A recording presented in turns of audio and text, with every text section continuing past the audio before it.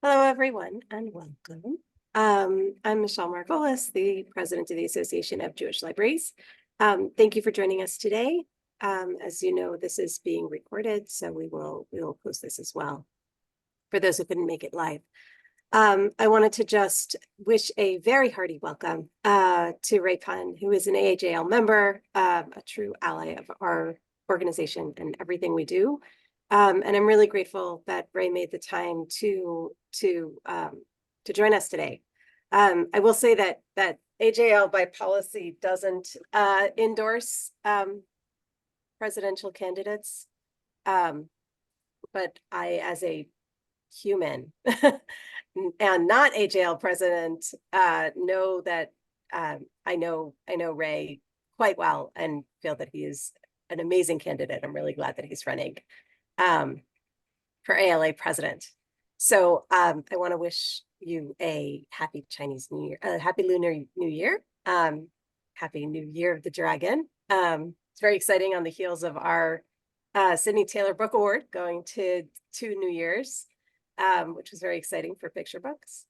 To see this, and we have an upcoming joint ALA AJL, a joint presentation with CALA, the Chinese American Library Association, and AJL at the ALA conference this summer about some crossover books, because there's quite a number, which is exciting.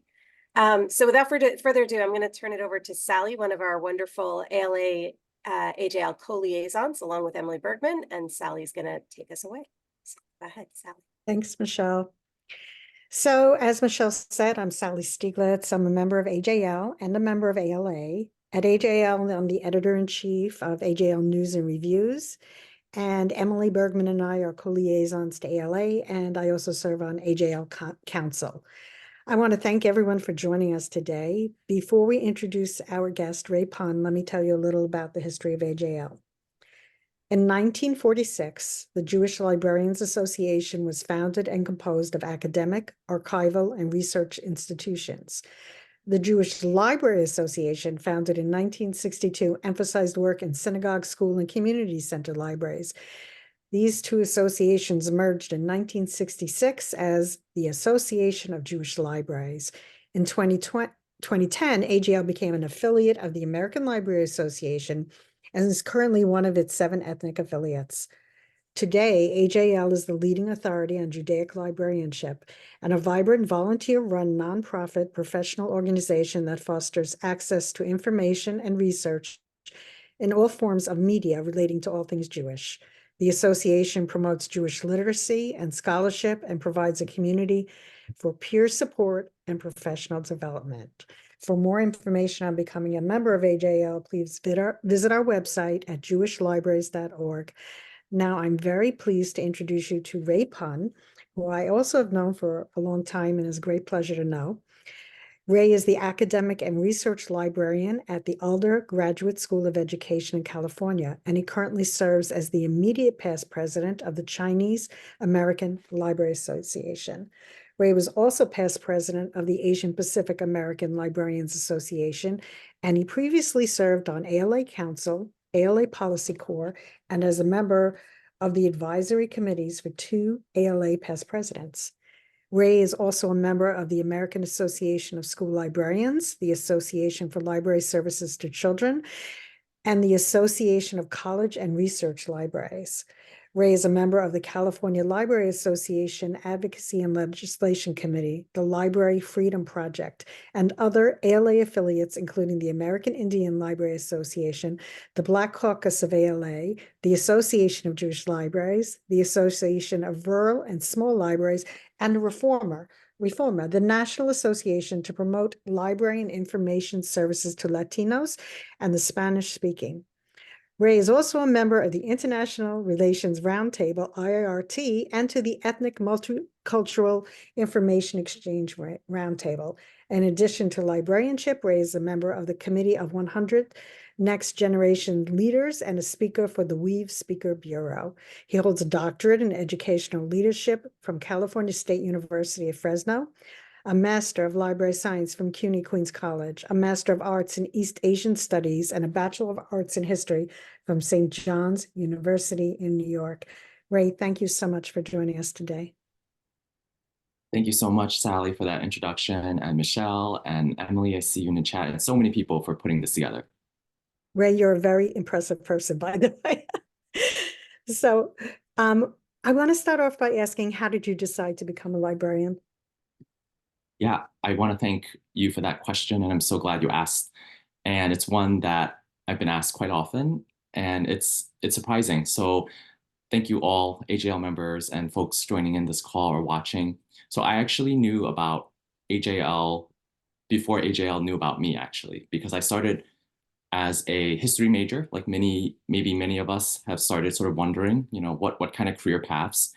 And then I was really interested, particularly in human rights issues, and more specifically, Holocaust oral history records, because I had taken classes, I read Anne Frank's diaries when I was a kid, and just sort of like piecing that together. And I had an opportunity to intern as a college history major at the Doctorate Jewish Division at the New York Public Library. This was in 2006, so this was about 17 years ago.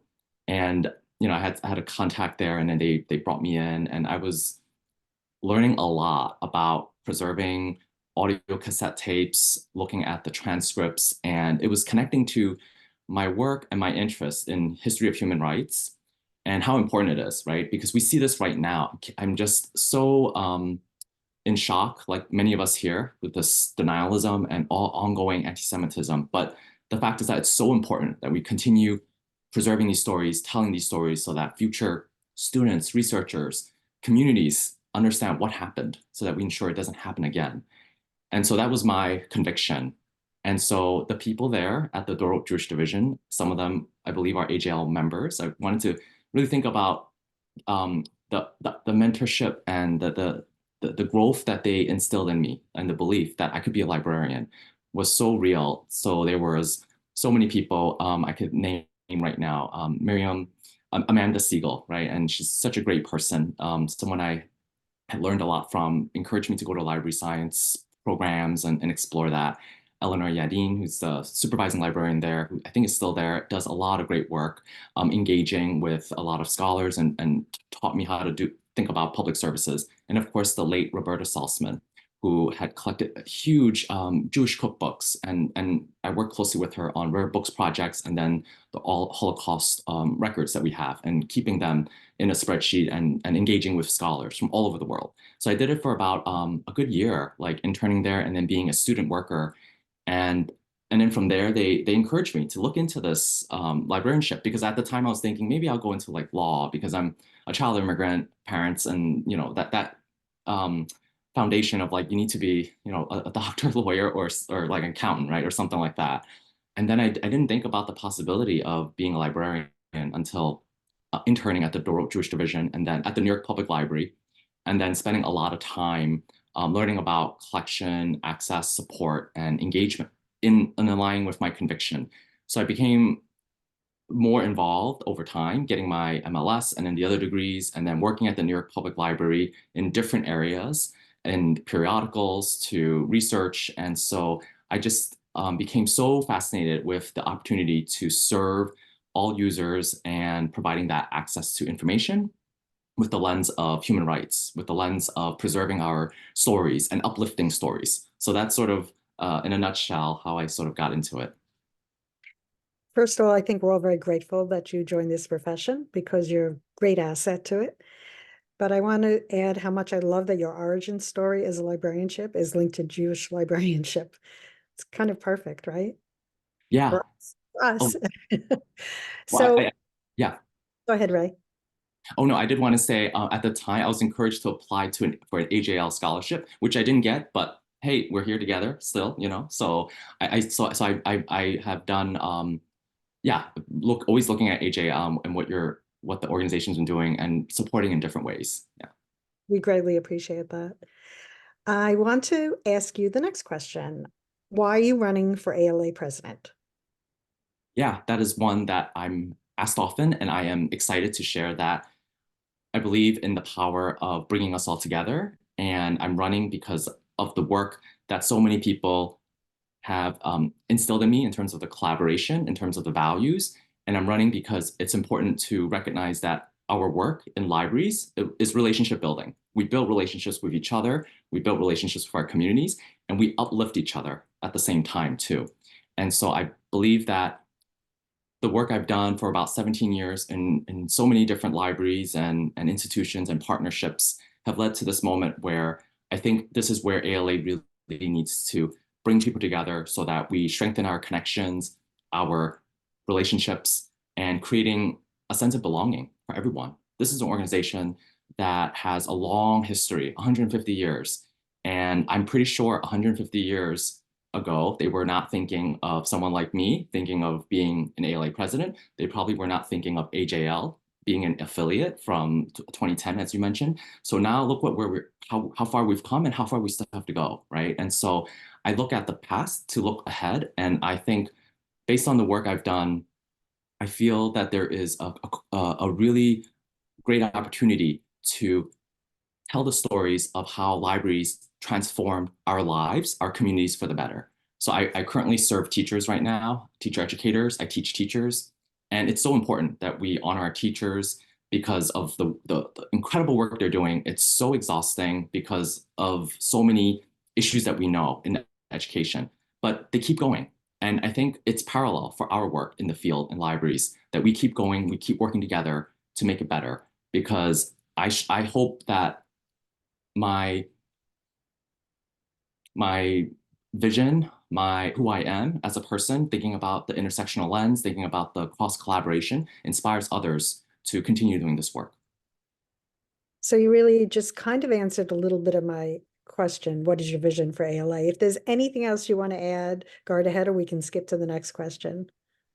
No, yeah, thank you for bringing that up. So I have 3 goals building upon what we're seeing today and what leaders have worked on in the past. So we're thinking about something internal, which is that how do we strengthen those working relationships between ALA organizational and individual members, state chapters across this country, and ALA affiliates like AJL, and all these other groups. And then recognizing how we strengthen communication, bringing us a little closer, bringing us where we could share resources in a way that helps us understand what people are doing so that we can come together to support one another in addressing a lot of external issues too.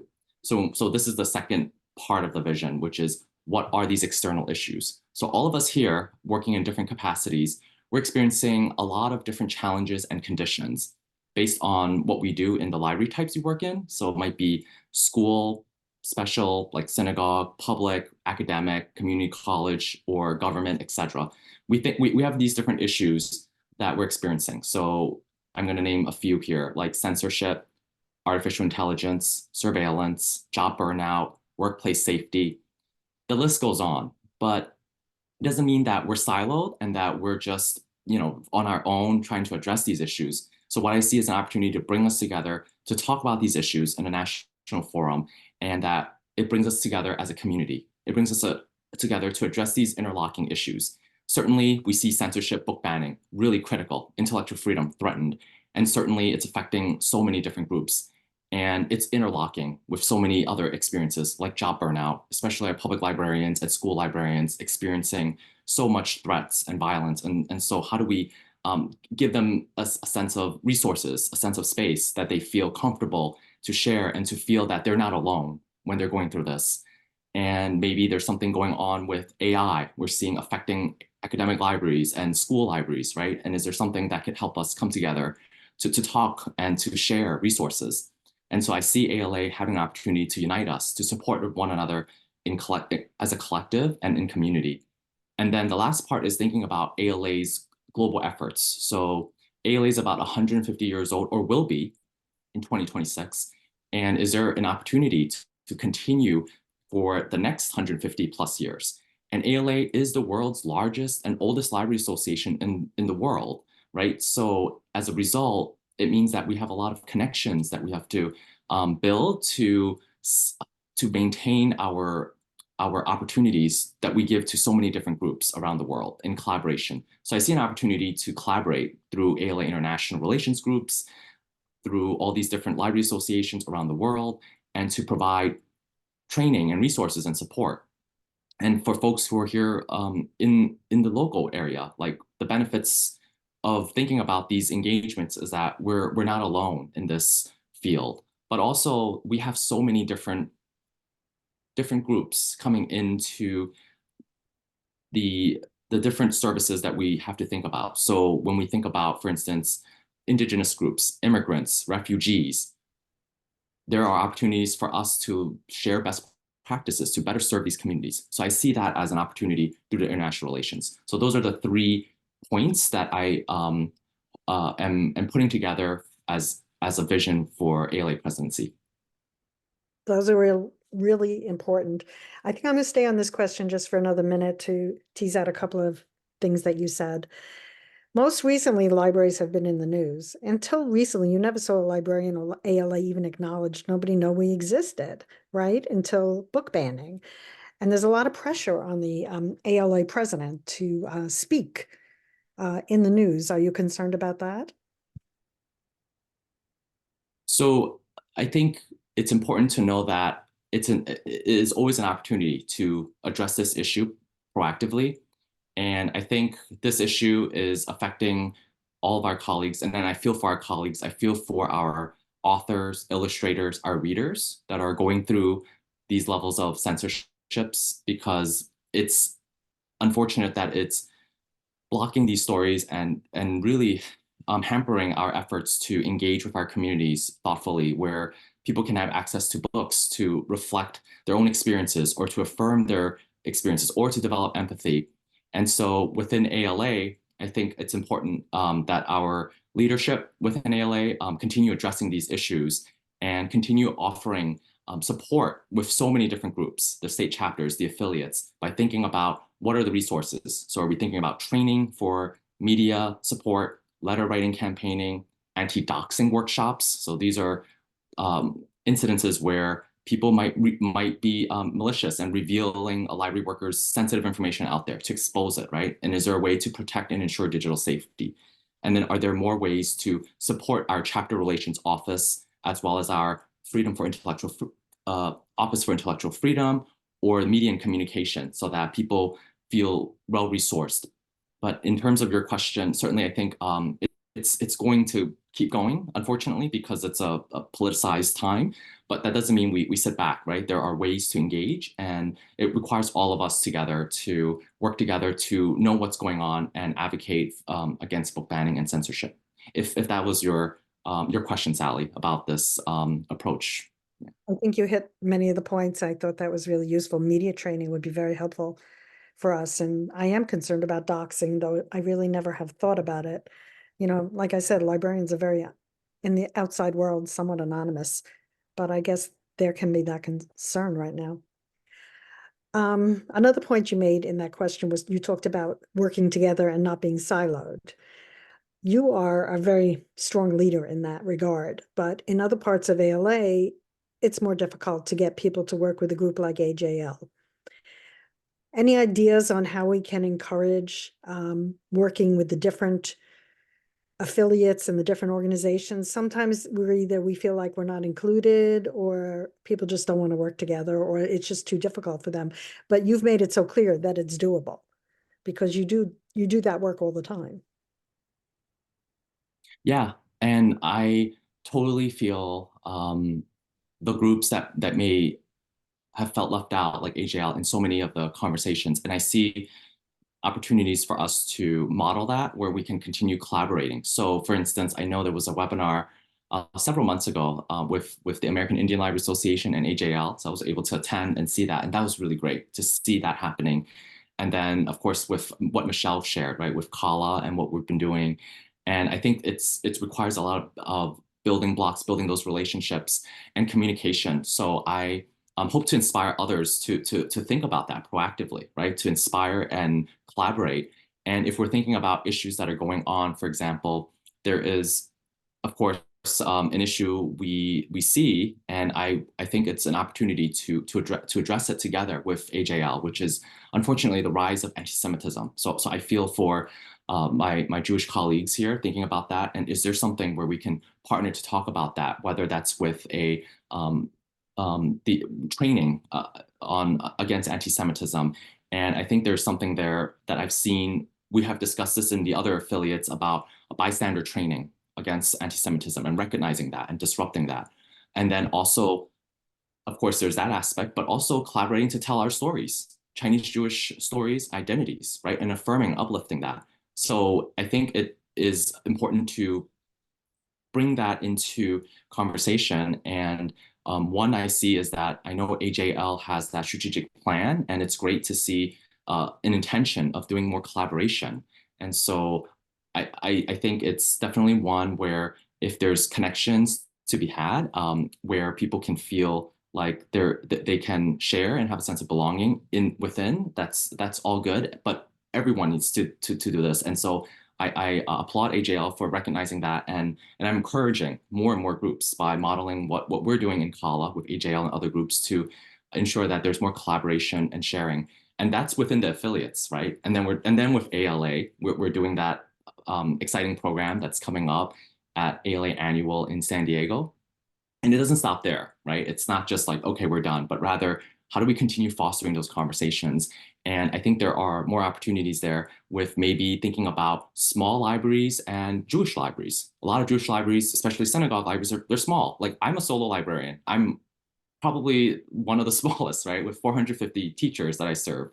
And so is there something there where we can reflect and think about library types too? So I see opportunities to address on some of the issues we're experiencing right now, that our colleagues are not having to feel alone about it, that we should all come together. And then I see opportunities to uplift our stories together through ALA Annual, webinars, virtual forums. And then I see opportunities to come together on other issues that are about more on library functional issues, right?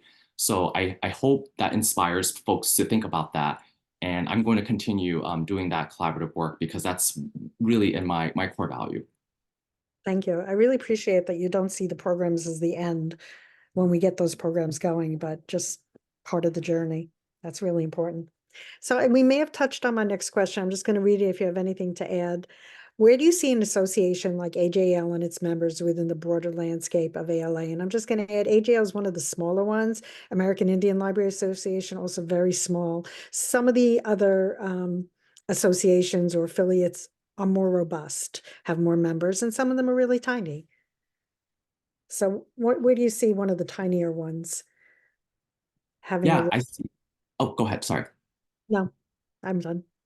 Oh, yeah. So I see that it's important for this ecosystem that we're in. We're all in the same space, and we all serve our communities in different ways, but our work in libraries bring us together. So we're looking at all the issues that are going on that I named some of them particularly, and it's not one group issue, it's all of us experiencing this. So I see an opportunity for us to come together. There's strength in numbers. So we're talking about advocacy training. We're talking about opportunities to share through ALA. So what are upcoming programs that we need to think about in terms of speakers, in terms of topics of interest, in terms of thinking about whose voice is not being represented, right? So I think about that a lot, and because it's important to think about the inequities that happen. But it's also important to recognize how we come together to recognize maybe there is some other stories that need to be told and shared out through programming. So when it comes to smaller affiliates and associations, it's really there shouldn't be any sort of a major difference because we are all working towards the same goal with different strategies and different approaches. So within ALA, I see an opportunity to continue working with affiliates. I think through the Office of Diversity, Literacy, and Outreach Services, named as OLOS, continue empowering that department to extend and collaborate. So for example, they used to do a newsletter, right, that brought all of the affiliates together and like highlight what are the upcoming programs and events. And I know there's some transition possibly in that office. And I could see an opportunity to to encourage our office to do something like that so that we all see what's going on and then share it out, right? Or upcoming events for students, scholarships, because that's something I had done recently a couple of months ago. It feels like a couple of months ago. Actually, it was just last month. And then Michelle, thank you for agreeing to speak representing AJL. And we had all these other many groups that Sally, you mentioned in the introduction, like Apala, Kala, ALA, Black Caucus, Reforma, etc., for a California Library Association event, for a state chapter event, so that all the students can see what's going on, what are the scholarship opportunities, so that they bring it back out to their communities. So hopefully we see more of that. And I think through state chapters, maybe there is some state chapter in New York, of course, partnering with AJL members there locally, or maybe in California, right? And so I think there's going to be a opportunity where it's within ALA, but then also within these other levels too, right? So it's not just that high level, but it really also comes down to the local level. So I see an opportunity for AJL to be involved through ALA's work with these state chapters too. So I hope to bring that together and as best as I can to expand and ensure that there's inclusion and also collaboration. I love that. Thank you for bringing that to the forefront. Our next question is, what do you bring to ALA that is unique and will help move it forward? I could probably answer this for you, but I'm going to let you do it. Thank you. I think there are a few areas that I wanted to highlight. So I'm a child of immigrant parents. I have a doctorate degree, all these degrees, right? You see, and then I've worked in all these different places. And I think a lot of people assume that I have it all made, like I have everything kind of together because of my positionality, my male privilege, right? And being East Asian American. But actually, there's some other things that I've been thinking about, and how that my experiences may represent some other people's experiences, or maybe give them a sense of feeling that there is actually a sense of hope. So it's challenging. I have parents who have been so dedicated in the work they do, but I'm a first generation college graduate, so I had to really learn a lot. But I've also had family members who have been incarcerated, who have been deported, who've been involved in gang violence, and so this has been bringing me into perspective of who I am as a person, right? And so a lot of people may not know that, and so I'm sharing this to let people know that all of these experiences continue to shape who I am, to help me develop and become that empathetic leader, to help me become that leader who wants to continue collaborating, bringing the core values of human rights, bringing the values of compassion, bringing the values of my positionality, and thinking of what I can do to uplift others.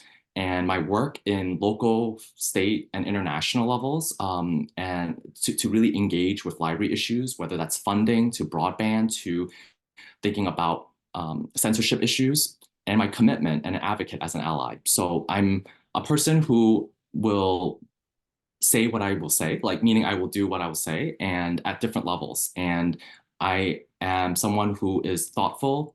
I am a coalition builder. And I think, not to say none of those leaders in the past aren't, but I think I bring all of that, if you hear my story as I'm sharing, in addition to what I've done, my track record. But I really feel that I represent an opportunity to continue honoring the collaborations that I've done, and that recognizing that I'm just one person, but I'm actually representing many people who have mentored me and supported me for over 17 years. And I hope to honor that by becoming a future ALA president. Thank you. And I just want to add, I think being first generation American is an enormously valuable experience to bring to the table. Yes, I agree. Thank you, Sally. So our next question is, and again, we did touch on this, so feel free to skip if you feel we already answered it. AJL wants to work more closely with other ethnic affiliates, but there aren't clear paths to doing that. Any suggestions? You kind of did touch on this. Yeah, I mentioned some of that. I think there are opportunities to continue engaging. So whether that's through ALA or within our own, because we're all independent and have different strategies of communication and engagement. So I see hopefully future presidents in these different groups continue sharing and reaching out. So I know, for instance, Michelle had reached out to me to ask about the other folks for the schmooze activity event that happened in Live Learn X, and so that thought that was great, right? To continue bridging that, and hopefully there'll be more events that from the other groups too to share out and so forth. So just thinking that there are different groups that we can send out and continue communicating. And I know we're all volunteer leaders, so that's the other thing, right? We all do this work because we believe in it, and then we hopefully encourage the next leaders to continue building that work. And of course it changes with leader to leader, and that's okay. And so we just need to continue being intentional about how we engage and continue supporting one another, and just letting people know that they're not siloed or alone, but that we're intentionally making this work because it's a journey. It's really a process. I agree. So I had one more question about what you're reading, but before we get to that, I just want to ask Michelle and Emily and Constanza, were there any questions in the chat? So actually, Emily had a couple of questions there.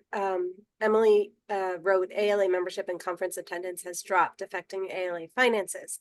What should ALA do to, 1, bring and keep librarians as ALA members, and 2, make ALA conferences more appealing for attendance?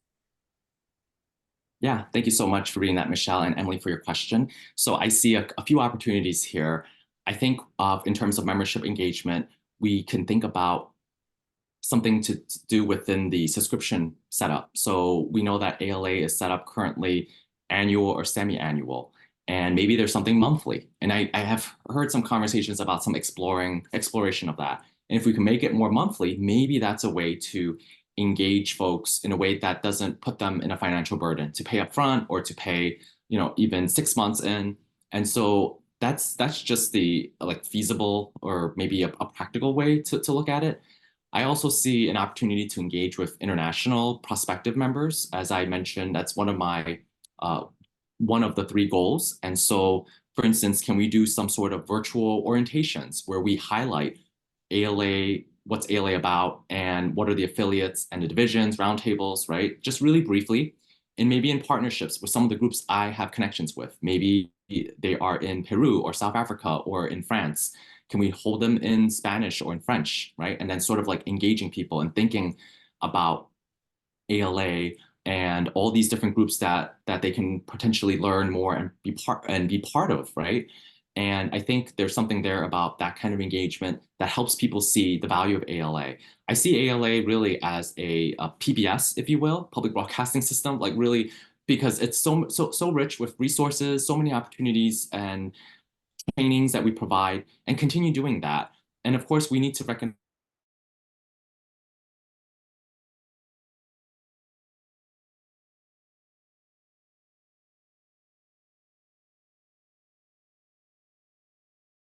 that helps our library workers, our library school students see that, oh, this is a community that will continue to support my learning,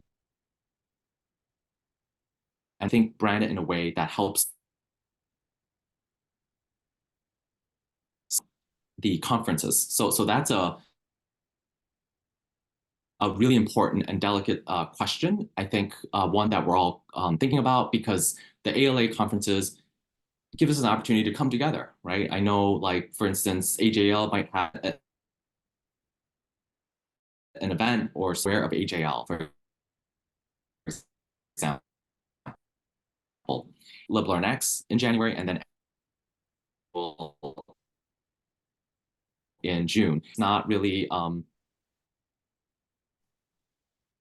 meaningful, but maybe it requires more investigation. And right now it's in a phase, from what I understand. And then there's another year to explore.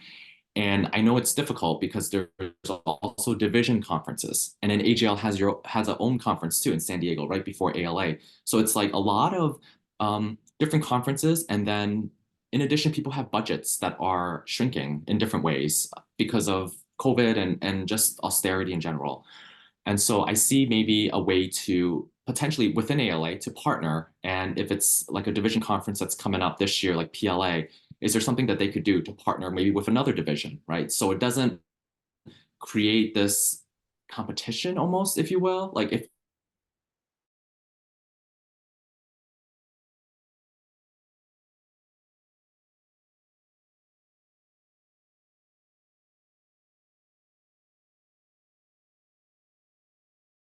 understanding where and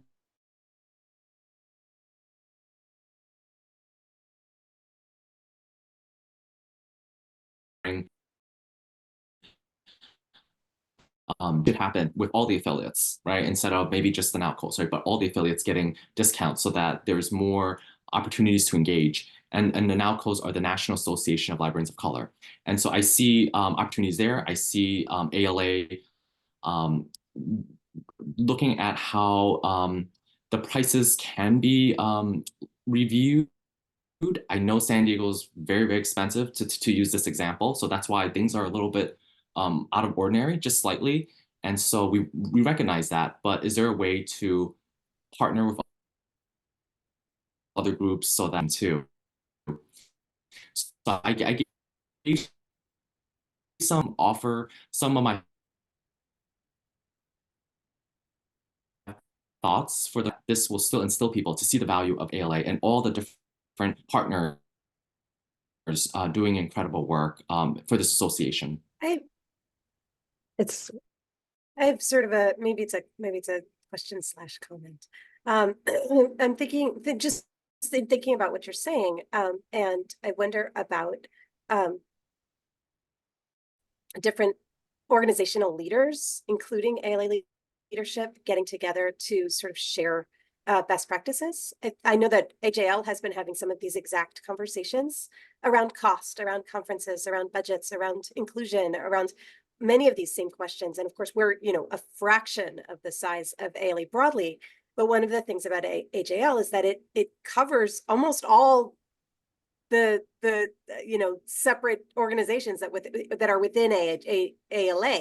We have schools, we have public libraries, we have universities, we have, so we're sort of like a microcosm in a way. And obviously we have a subject specialization, but I don't think we're the only organization. You could certainly speak to the many organizations that you've helmed as well, where maybe we can have better communications at the administrative level to share best practices. And I don't know if that's too complicated, but just sort of throwing that out there as something that I know I would be eager to work on.